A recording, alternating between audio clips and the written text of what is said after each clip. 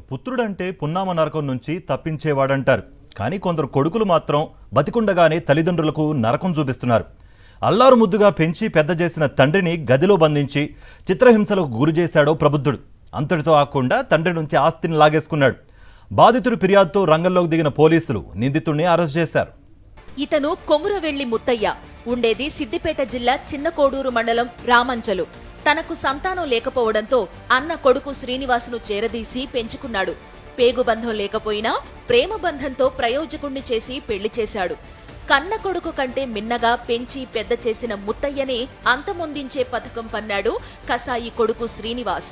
తండ్రిని ఊళ్ళోనే వదిలేసి హైదరాబాద్లో నివాసం ఉంటున్న శ్రీనివాస్ తండ్రి ముత్తయ్య ఆస్తిని తనకు ఇవ్వడేమోనని అనుమానం పెంచుకున్నాడు. భార్యతో కలిసి రామంచకు వచ్చి ముత్తయ్యను బలవంతంగా హైదరాబాద్ తీసుకెళ్లారు. ముత్తయ్య దాచుకున్న నగలు తీసుకెళ్లారు. ముత్తయ్య పేరు మీద ఉన్న భూమిని తమ పేరుపై రాయాల్సిందిగా బలవంతం చేశారు. అందుకు ముత్తయ్య అంగీకరించలేదు. దీంతో గదిలో బంధించి చిత్రహింసలకు గురి చేశారు. అనంతరం బలవంతంగా భూమిని తన పేరు మీద రిజిస్ట్రేషన్ చేయించుకున్నాడు. మార్చి 5 తారీఖు నాడు వచ్చిండ్రు వాళ్ళు హైదరాబాద్ నుంచి. మా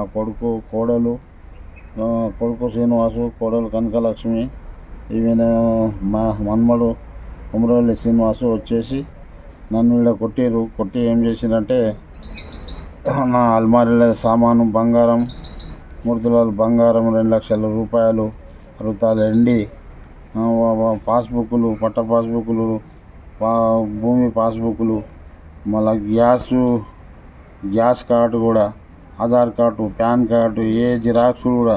అందులో మా బిడ్డ కూడా కొన్ని కారట్లు ఉండే, అంటే కొన్ని ప్లాట్లు ఉండే, ఒకటి జనార్స్ ఏదో ఒకటి ఉండే, ఒకటి ఇక్కడ అది కూడా ప్లాట్ ఉండే. ఆ ప్లాట్ల కారట్లకి ఇవన్నీ మొత్తం తీసుకుపోయిండు. ఆ దగ్గరనే పెట్టుకుని తీసుకుపోయి నన్ను తీసుకొని పోయిండు.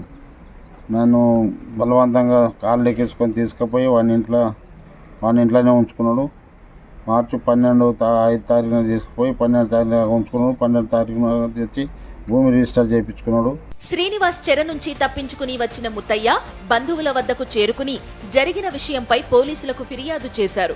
కేసు నమోదు చేసిన పోలీసులు నిందితుడు శ్రీనివాసును అదుపులోకి తీసుకున్నారు.